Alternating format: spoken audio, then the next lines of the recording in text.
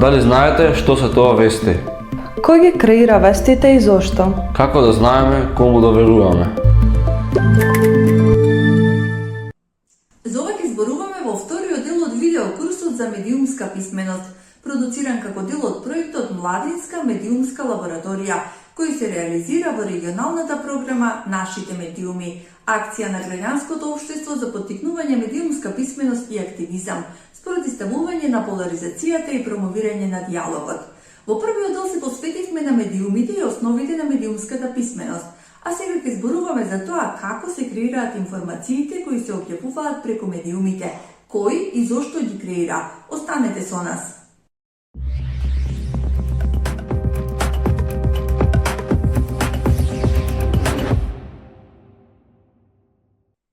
Информациите секојдневно доаѓаат до нас од многобројни извори, како од традиционалните медиуми, телевизија, радио, весници, така и од новите медиуми. Емитувањето на вести е процес во кој се пренесуваат вести од настан или друг вид информации преку телевизија, радио или интернет. Публиката, односно ние како гледачи, имаме потреба да бидеме информирани за тоа што се случува околу нас, во нашата земја и во светот. Затоа суштината на самото новинарство е да известува за нештата што не обкружуваат. Информациите до нас доаѓаат во форма на вести. Вест е кусо известување за некој нов и значаен настан. Вест е нова информација за некој настан, лице или ситуација, која се пренесува преку средствата за јавно информирање, како што се весниците, радиото, телевизијата или онлайн медиумите. Веста е основен новинарски жанр. Сите други жанрови и поджанрови произлегуваат од неа. Веста е формат на информативна содржина. Таа има наслов, поднаслов и содржина. Подготвена е од новинари и уредници, а се објавува преку медиумите. Новинар е лице што професионално се занимава со прибирање на информации и пишување вести и други медиумски содржини во печатените, електронските или дигиталните медиуми. За да бидеме медиумски писмени, важно е да знаеме кои професионални новинарски стандарди треба да ги исполнуваат вестите кои што секојдневно ги примаме. Веста треба да биде навремена, вистинита, актуелна, интересна и да дава одговори на следните прашања: кој, што, кога, каде, како и зошто. Да ја погледнеме веста од следниот пример. Атина, 10 јули 2013, Reuters. Атинската студентска организација, незадоволна поради неисполнетото барање за зголемување на студентските стипендии за 20%, денеска излезе на масовни протести пред парламентот во Атина. Оваа вест ги вклучува одговорите на сите прашања. Кој? Студентската организација. Што? Излезе да реагира. Како? На масовни протести. Каде? Пред парламентот во Атина. Кога? 10 јули 2013. Зошто? Поради неисполнето барање за зголемување на студентските стипендии. Но за кредибилноста на веста, важно е и кој јавува, кој известува, односно кој е изворот на информации. Дали веста потекнува од очевидец, односно од новинарот, репортерот, од медиумот кој е објавил веста или од некој друг, например преземено соопштение, очевидец кој прераскажува и слично. Важно е и дали снимените материјали, видеа и фотографии се на медиумот кој информира или се преземени од некаде. Кредибилноста е поголема кога се известува од терен, од страна на редакцијата што ја емитува веста, тогаш и довербата на публиката е поголема.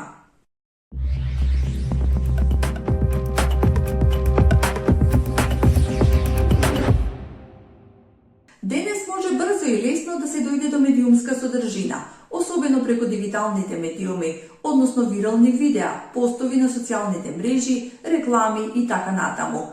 При тоа треба да сме свесни дека секоја медиумска содржина е создадена од некого и со некаква причина. Откривањето и разбирањето на таа причина е во основата на медиумската писменост. Функцијата на медиумите е да пренесуваат пораки. Тие пораки некој ги создал за да го привлече вниманието на публиката, да пренесе, а понекогаш и да наметне одредени ставови.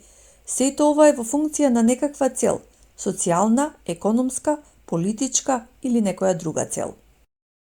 Публиката треба да знае за функциите на медиумите, за да може полесно да ги анализира и да ги свати медиумските пораки, да разбере зошто се создадени и да ја разбере намерата на оној кој ја испреќа пораката.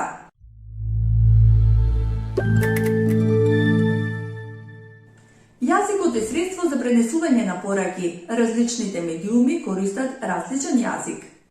Телевизијата користи подвижни слики, односно видео, глас и текст. Радиото има само гласовна компонента, пренесува текст, музика и природни звуци, додека печатените медиуми пренесуваат слика и текст. Интернетот пренесува мултимедијални содржини, вклучувајќи слика, видео, текст и звук, надополнети со различни ефекти. Кај традиционалните медиуми пораките се еднонасочни, од медиумите кон публиката. Кај новите медиуми, интернетот овозможува корисниците да даваат коментари, критики, па и сами да креираат своји содржини и да ги објавуваат на интернет.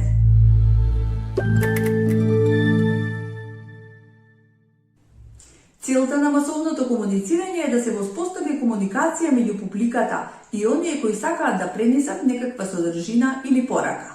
А кои се тие кои сакаат да пренесат порака? Тоа можат да бидат економски, социјални, политички, културни или други центри. Важно прашање е, кои се нивните мотиви да упатат одредена порака до публиката? Ако тоа го знаеме, полесно ќе можеме да ги анализираме медиумските пораки и да разбереме зошто се тие создадени и кои гледишта сака да ги наметне тој што ја испраќа пораката. За да можеме подобро да ги разбереме компонентите на медиумската писменост, кога примаме одредена медиумска порака, важно е да знаеме кој ги создава медиумските пораки, во чија собственост е медиумот кој ни пренесува порака. Како што медиумите влијаат врз секојдневниот живот на современиот човек, така и самите медиуми се подложни на влијанија.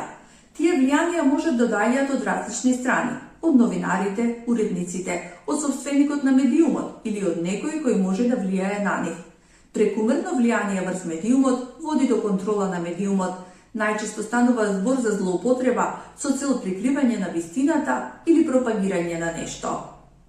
За да се осигураме во вистинитоста, секоја информација која ни буди сомнеш, добро е да ја провериме од повеќе различни извори на информирање. Од се што наведовме досега може да се заклучи дека медиумите не се реалност, туку отсликуваат дел од реалноста, на начин кој што одлучиле да го прават тоа.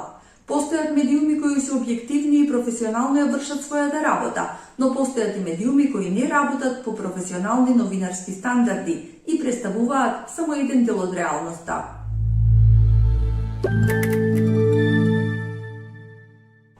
На крајот на втората епизода од вкупно 5, од кои се состои курсот за медиумска писменост, да сумираме што научивме денеска. Информациите до нас доаѓаат во форма на вести. Вестеку со известување за некој нов и значаен настан.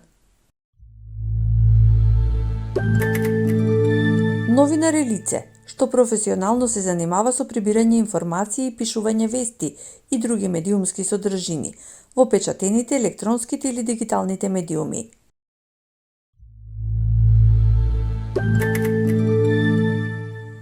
Веста треба да биде навремена, вистинита, актуелна, интересна и да дава одговори на следните прашања: кој, што, кога, каде, како и зошто.